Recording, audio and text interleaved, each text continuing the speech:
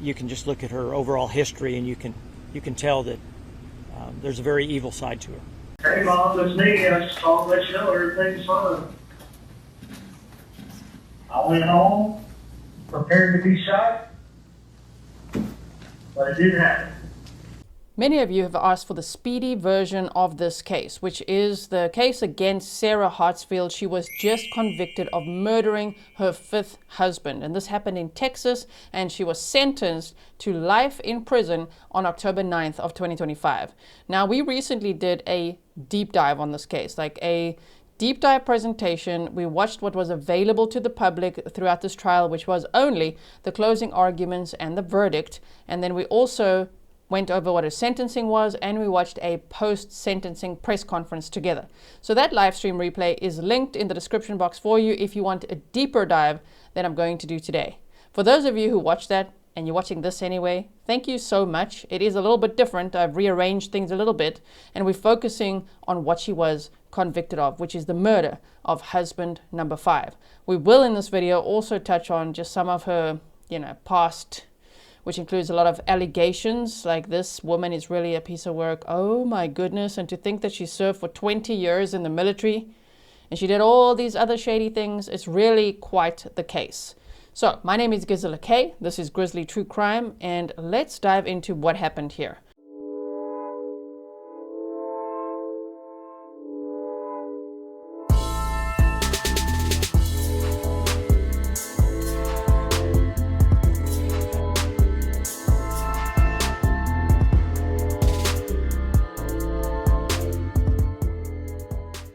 We, the jury, find the defendant, Sarah Hartsfield, guilty of the offense of murder as alleged in the indictment. All right, you can have a seat. So, on January 7th of 2023, 46-year-old Joseph Hartsfield was rushed to the Houston Methodist Baytown Hospital after his wife of 13 months, Sarah, had called 911 because he was breathing heavily, but she said he was unresponsive. Now, she made the call at approximately 2 p.m., even though she was aware of his condition around 1 p.m., even though he had blood glucose alarms going off for about 20 hours, was evidence revealed at the trial prior to that. So since 4:30 p.m. on January 6th, and they mean there's like a Dexcom app and alarm system, which monitored, of course, his blood sugar, and if it dropped really low, it would sound off, apparently loudly, and was unsilenced on both of their phones or devices. And so she would have heard it. She actually, in some reports, claims she did hear it. She did hear it at first. But, she didn't really do anything about it. Right, but it went on for 20 hours. So from around 4:30 p.m. on January 6th.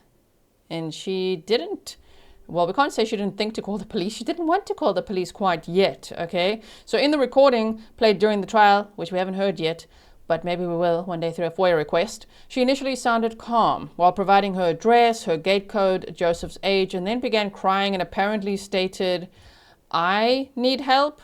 I think Joseph needed help, not you, right? Joseph suffered from type 1 diabetes, and he feared that his blood sugar would drop low. So his medical records actually show that it usually ran a bit high. So to think that Sarah killed him in the way that he feared the most is just another layer of sadness in this case. Sarah claimed that she had been asleep on narcotic pain medication after recent surgery, and she found him in the state when she woke up. However, her phone records showed her near constant activity starting at 4 a.m. So she claims, I don't know, man, I was like out of it.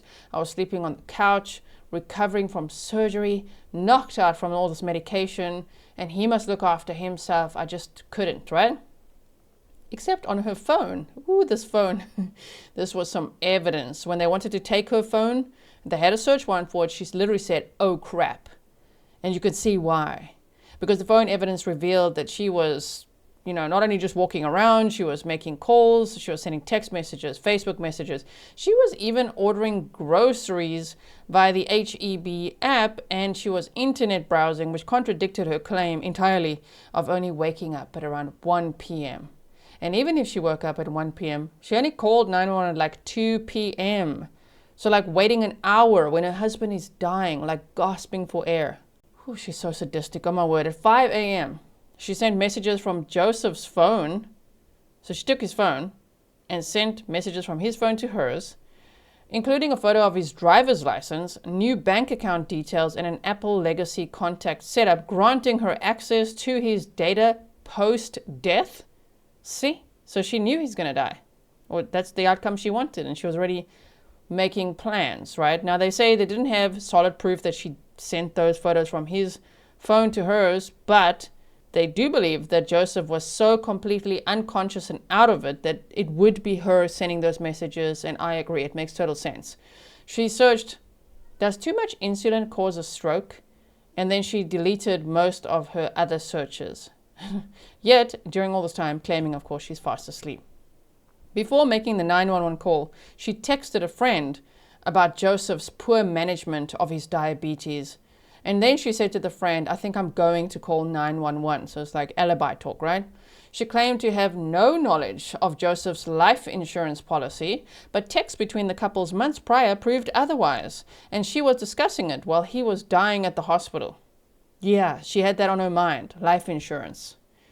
In the weeks leading up to Joseph going to the hospital, he was making plans to leave Sarah and was in fear for his life. He even told his mother that he thought that he was going to get shot. He thought that he would get killed. He was worried that Sarah would kill him in his sleep. Now, that's essentially what happened. And the allegation is, which she's not convicted of the murder, that she overdosed him on his own insulin. Now, at the hospital, Sarah attempted to limit Joseph's family's access to him, apparently only allowing his mother in the room, but not his sister and other relatives, just saying they are so mean to her, they may not be there. And she was describing his condition nonchalantly to them as like, it's no big deal, despite his critical state. She posted a Facebook video weeping over his hospital bed. Hospital staff noted his blood sugar levels fluctuating unusually despite treatments, suspecting foul play, and they alerted the authorities to the inconsistencies in his story. So the red flags went up for them. And so the police had to, of course, investigate this. Joseph remained intubated and unresponsive in the ICU. He had slipped into a coma. Now, the nurses and the doctor said it was really odd because he didn't respond as they thought he would. Like they were really trying to get him to recover, and they normally could help people recover, but something else was going on here.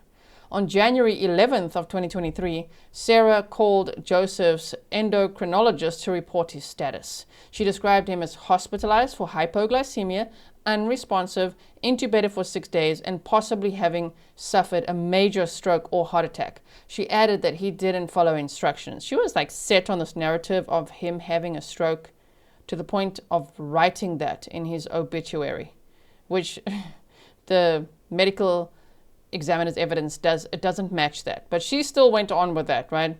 Joseph died on January 15th of 2023. And Sarah was posting nonstop on Facebook about how, she's the victim. She's this grieving widow. She's the victim. Everybody should feel sorry for her, posting these inappropriate videos of her weeping over her husband's deathbed, literally. And there was also a do not resuscitate order as well. So the nurses were just really side-eyeing her. His toxicology revealed that he had Benadryl, Valium, and Ropinirole, Sarah's medication, in his system. And the Ropinirole is for restless leg syndrome. It's also used to treat Parkinson's disease. She claimed that he had restless leg syndrome, but no, apparently she did, and it was her medication. Her medication found in his system. And his family said he wasn't the type of guy that liked to even take a headache tablet. He didn't like to take medications and things. Of course, he managed his, insulin and the diabetes, but he wouldn't be usually taking all of that. So that was just another red flag. His cause of death was toxic effects of insulin. He did not have an ischemic stroke, as Sarah claimed on his obituary, which is still out there to read. The medical examiner saw no evidence of a stroke, despite Sarah contacting her office and then sending a surveillance video that she believed showed signs of one. And yet she told police that the surveillance video, the cameras at her house, had been turned off, the week before Joseph got into this condition because she was actually changing them. She was putting up some new ones. Meanwhile, it seems almost like she deleted footage because she had sent a surveillance video to the medical examiner saying, see, look, it looks like he's having a stroke here. Look, his face looks a bit funny here. My goodness. So here's the snippet from the obituary where she said, on October 24th of 1976, Joseph Anthony Hartsfield, 46, was born in Channelview, Texas, to Harry A. Tony Sr. and Helen M. Johnston Hartsfield. On January 15th, 2023, Joseph passed away peacefully due to complications of an ischemic stroke with his loving wife at his side. Oh my word, she literally wrote that. Like, who does that as well? Who writes that? Anyway, so lead detective Roz and her team interviewed 30 to 50 people, for example, family, friends, and medical personnel. In the meantime, Sarah excluded Joseph's family from funeral arrangements, forcing them to hold a separate memorial service. That's a picture of Joseph's mother on the right-hand side. So with Sarah's consent, investigators searched the couple's Beach City home. The home was disorganized, with vomit on the bed, 8 to 10 insulin pens scattered on Joseph's bedside table, prescription bottles, and a dry glass with residue possibly from orange juice, because she then claims, when she woke up at around 1 p.m. on the day that she found him unresponsive, she was trying to give him like jam and juice to resuscitate him when she realized his blood sugar had dropped so much. So yeah, they found a glass like that. No insulin pens were initially seized, which is unfortunate because one would hope that they could test it for fingerprints. Just all of that. How much did he have in his system? Unfortunately, they weren't initially seized, but photos documented the scene. During the search, Sarah joked about Joseph being a pig and showed no distress. They said she was completely calm, walking around the house, just describing things to them. Detectives then obtained a search warrant for Sarah's phone, and she handed it over saying, "Oh crap," after finishing a Facebook post under observation to prevent deletions. A download revealed deleted messages, videos, including one sent to her daughter showing Joseph gasping for air 1.5 hours before the January 7th 911 call. And search history, including queries like, can too much insulin cause a stroke, made while Joseph was hospitalized, and terms like gaslighting and misogynistic. Recovered texts included arguments with Joseph and discussions of his life insurance, even though she claimed to not have any clue that he had life insurance, with a bulk of the evidence compiled, including digital forensics, witness statements, and autopsy results. The case was presented to a Chambers County grand jury. On February 3rd of 2023, the grand jury indicted Sarah on a felony murder charge. She was arrested at her home, and she was initially held on a $5 million bond. This was later reduced to, I think it was $2 million, and she never managed to post bond. Thank goodness. She was in jail the entire time before she went on trial. And then she was convicted and just shook her head. She was arrested for murder February 3rd of 2023, and then on October 8th of 2025, she was convicted of the murder of her fifth husband, Joseph Hartsfield, who died on January 15th of 2023. On October 9th of 2025, she was sentenced to life in prison in Texas, which means she's eligible for parole after serving 30 years, so she'll be 80 years old when she's eligible for parole, plus a $10,000 fine. Of course, she'll have some credit, right? So maybe she'll be like 78. If you count since she was arrested, but okay. Plus a $10,000 fine. This is the video of her being escorted out of the courthouse right after learning her sentence, learning her fate this afternoon. She did not answer any questions there on her way out. She got her hands cuffed while inside and then got loaded into the back of a van. Could she face additional charges in the future? Now, let me just touch on why I think that could be possible.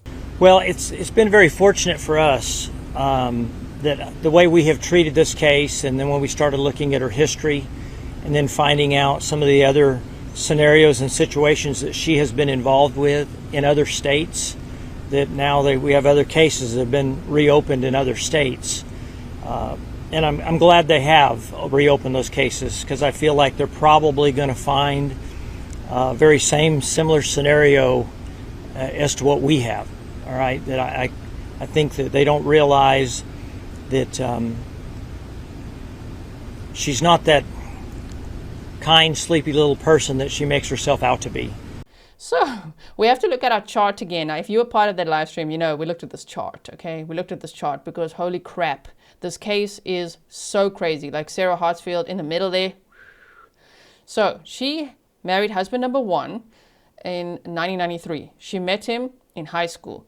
They had met apparently around 1991, married in 93 when she was 17 years old. She was married to hubby 1, Titus, for between 93 and 96. Then he was like, whoa, she's aggressive, she's controlling, she's crazy, and she cheated on me a lot. So he filed for divorce, they got divorced. When I lived with her, I feared for my life, so... He then got remarried to a woman named Angela, and Sarah Hartsfield continued to stalk the crap out of them, and he believes tried to set their house on fire. Moving on. So then she married his best friend, Michael Traxler. That was a short-lived marriage, apparently. And then hubby number 3, Chris Donahue. She was married to him the longest, from 1999 to 2015. Now Titus, Michael, and Chris were all in the army. Sarah later joined the army as well. Okay? So when we get to husband 1, 2, 3, after that, she then had this fiancé, David Bragg. She was with him from 2017 to May of 2018, and she shot him fatally, she claims, in self-defense. The case has been reopened. We're going to do a little bit of a deep dive into that in a moment. Then, after he had died, she married a guy called David George, November 2018 to April of 2021. She asked David George to kill hubby number 3's new wife. Why? She claims because she wanted hubby number 3 to be so distracted that he would neglect the kids that he apparently had custody of, and so that she could get custody of their kids. Meanwhile, all 4 of her children, she only had children with hubby 3, want nothing to do with her and testified against her at the trial. They all said she was abusive, physically abusive, verbally abusive. They had so many bruises, they couldn't even attend school sometimes. Yeah, so it's a lot, right? Are you following? Don't get overwhelmed now. All 4 of the children appeared to avoid eye contact with their mother when they walked into the courtroom to testify against her this afternoon. The defense team did not ask them any questions, and only 2 of her children said that they knew Joseph Hartsfield. That's the husband that she is accused of killing with insulin. Sarah's oldest daughter, Ashley, took the stand first this afternoon, and she talked about messages that she received from her mom during the time that Sarah Hartsfield claimed to be asleep and on narcotics while her husband's glucose level dropped dangerously low. We also heard a voicemail that Sarah left her daughter instructing her not to give any statement to Chambers County amid the ongoing law enforcement investigation. After David George did not kill hubby number 3's wife, and in fact spilt the tea on her, she ended it because, like, how dare you not do that for me? Then she got married to Joseph Hartsfield, and they were together for a short time as well, from February 2022 to January of 2023. Family's testimony that he told them that he was worried Sarah would kill him in his sleep. And she killed him, and he's convicted of murdering him by overdosing him on his own insulin, you know, with the insulin pens, and all those other drugs were in his system as well. Okay, so let's quickly have a look, though. There's stories with each one, but today I just wanted to give you that overview. So she's already convicted of killing hubby number 5. Now let's look about why she killed her fiancé. Sarah's daughter, Hannah, testified about the Minnesota shooting of Sarah's ex. She told cops that Sarah went in with one gun but came running to the car to get another gun, then went inside and ended up killing David Bragg. She said her mom wanted her to change her story to police and tell them she only went inside that house for clothes. Hannah also talked about a murder plot which she learned about from one of Sarah's other ex-husbands, which targeted her dad's new wife. She said her mom, Sarah, would not let that ex back in the house until he took care of what Sarah wanted done. The kids saying sometimes their mother would not let them talk to each other or their father. So, fatally shooting David Bragg. May 9th of 2018. Sarah says she left the home with her children amid an ongoing argument. She later returned to pick up clothes for her son and other items. Before re-entering the house, she armed herself with 2 handguns for protection, despite later stating that she was not initially fearful of David. Now, she claims an argument started because David was jealous of hubby number 3, and that hubby number 3, the one she had the children with, The one she wanted the wife to be killed, yeah. Hubby number 3, she says, had made a surprise visit and spoiled one of their daughters, and that David Bragg was extremely jealous and they had a huge fight, and then she says then the domestic violence started. But in all these cases, it sounds to me like she's the aggressor and the killer. She's now a convicted killer, right? So they are looking at this case again, by the way. This case is open and active, re-looking at it because they're like, what did we miss? So, upon entering the house, Sarah says arguments resumed. She attempted to shoot David first, but the trigger on her gun did not initially work. She told him that she would leave, but David then wrestled the gun from her and fired it toward her, leaving a bullet hole in the ceiling. Some accounts say on a staircase. So I'm just putting both options there because, we're going to need like actual police reports and things to verify that. But the thing is, why I say she told him she would leave, she didn't want to. He wanted to leave her. So this would now be like a revenge thing of like, oh, okay. Oh, you think you're going to leave me? And she did not react well anytime that anyone wanted to leave her, right? Same as Joseph Hartsfield was making plans to leave her. Sarah apparently dove onto the stairs to avoid the shot, and then she said she then stood up, she pulled her second weapon and fired blindly at David, shooting him multiple times in the chest, apparently in the heart. Now there are some reports that say once in the heart, but there's other reports. There's actually more reports that say multiple times in the chest. So David fell to the ground and died at the scene. Now the police said that the ballistic evidence actually matched her story, but they are re-looking at it again, especially because she went in there with 2 guns. And she had her daughter with her. The daughter waited in the car and heard about 6 gunshots going off. That is so traumatizing for her daughter as well. Like if she's like, wait in the car, I'll be right back, and she's going into like fetch clothes for her son. Okay, but armed with 2 guns, one in the small of her back and one she's like holding, and she's going in there, and then the daughter hears 6 shots going off. Everybody's suspicious of her with this case as well. Investigators had noted inconsistencies such as it being odd that she armed herself with 2 guns and re-entered the home instead of leaving, the abnormal absence of a clip from David's gun, and questions about why she would attempt to shoot first if not in immediate danger. The case has been reopened since her arrest and conviction for Joseph's murder. David also expressed fear for his life to his family, and he said he felt it coming and told his family that he planned to leave Sarah. So we can see a pattern there, right? Okay, so did you know that husband number 4's wife died before she married him? She wanted to be with husband number 4, the one that she asked to kill husband number 3's wife, the one that failed to do so.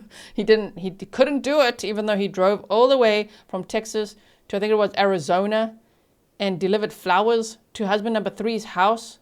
He was terrified of Sarah Hartsfield. So he went that far, but he said he didn't go there with a gun. He wasn't planning to actually kill him. And he actually eventually told on her, right? So, and that ended with a protective order being filed from husband number 3. And then Sarah was not allowed to see hubby 3, his new wife, or the kids for 2 years. Okay. But here's another thing. When fiancé had been shot dead and she was eyeing husband number 4, he was actually married and his wife died. And here's what they say about it.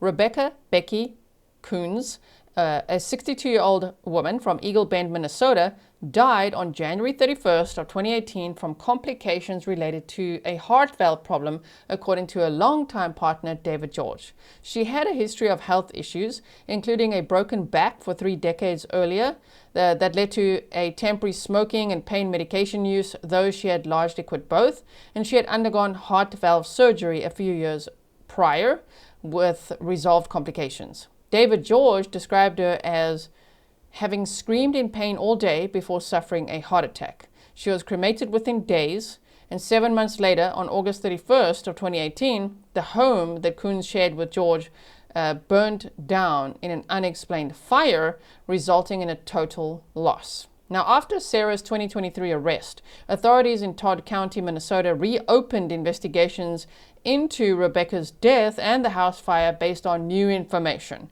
So they are seeing it as a little bit suspicious. They're not too sure if Sarah gave her medication, poisoned her, did anything. Maybe she would have delivered muffins that were poisoned for all we know. We don't know, but maybe like a cookie sample It could also just be that she died from her health complications. It could also just be a coincidence that their house burnt down with her ashes in it, on the mantelpiece, they said, which was very sad for her family. But they're re-looking at it because they're like, that's weird. Her suspicious death and an arson event. Why? Because Sarah is allegedly connected. There's allegations that she's committed multiple arson attacks in her life, even though they weren't able to charge her for it or prove it. Titus, husband number 1, in 1995, he said that he thinks Sarah tried to set his trailer alight when he was inside with his new partner, Angela. Apparently, they heard some noise outside. They went outside to look. There were like gas canisters, and there was like liquid all along the side of the house. And Angela apparently saw Sarah scurrying away. And so they thought she was trying to set the house on fire, which is plausible. In 2014, Sarah's grandmother died. Her brother, the elder brother Cody, inherited everything. He let Sarah then collect items and that night, after she'd collected the items and she was going back home, the house burnt down. Cody's dog died. He lost the entire house. Now, that was in 2014. Later, when Sarah had the fiancé that she shot, she told the fiancé's mother that she torched her grandmother's house out of spite because her brother got everything. So she confessed to the fiancé's mother that she did that. So that's interesting. In 2016, in June of 2016, a fire broke out at the home of Brian Altus, a former romantic partner of Hartsfield's, shortly after she visited amid a strained breakup. Brian testified at her trial that Sarah came over uninvited, spent an unusually long time in the bathroom, over 15 minutes, and then left before he briefly went out. He then received a call from police about the fire while he was away, and although he suspected her involvement due to the timing and the ongoing disputes, including a restraining order and false pregnancy claims, investigators ruled the fire as electrical in origin and not arson. We're all still looking at her, right? That's a lot of, and these are just some. This is just a summary. As I say, this is a quick overview of just some of the things that Sarah may have been up to. Even though they've not charged her with those arson attacks, it's all quite suspicious. Now, her defense attorney said, no one knows what it's like to be a child victim of sexual abuse or to grow up in the foster care system, which were both parts of Sarah's childhood. That was in the sentencing phase of her trial. So they first had the guilt or innocence phase. She was found guilty by the jury within 1 hour. 1 hour of deliberations.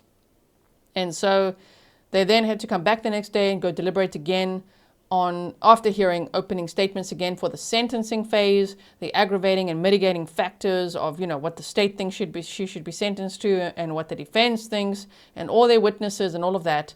And the jury had to then deliberate on what they think the sentence should be, and they said life. It should be life in prison. And so that is ultimately what the judge sentenced her to on October 9th of 2025. So I hope that you enjoyed that speedy version of the case. Let me know if you like these type of, cliff notes from cases that I cover, because I definitely do like to deep dive cases. I just find that sometimes, maybe some people might get a little overwhelmed at the length of the live streams or thinking oh crap, I don't have time to catch up on this. I think it's worth the watch, especially when we are deep diving things together or watching closing arguments or these long hearings or something. But if you don't have the time and you like these speedy versions, which sometimes to me feels no, we didn't go deep enough, we didn't discuss this enough, but I think you've got a good overview of the case, right? Especially what she was just convicted of, and now her sentence and all of that, and why she ended up there, and just some of the shady things in her past. I think this was okay. So I'm okay with it. Let me know if you would like more of these, and even let me know if there's certain cases that you have in mind where you just want a recap. Even if it's past trials we've covered, or past cases we've covered, or if there's something that you're man, I really want to know about that, but not too long now. Just keep it, at this length, half an hour or so. All right, everyone, thank you so much for watching. I really appreciate it. And yeah, justice was served for Joseph Hartsfield and his family, and maybe justice will be served for other potential victims that she has had in her life. I will see you again very soon. In the meantime, stay safe.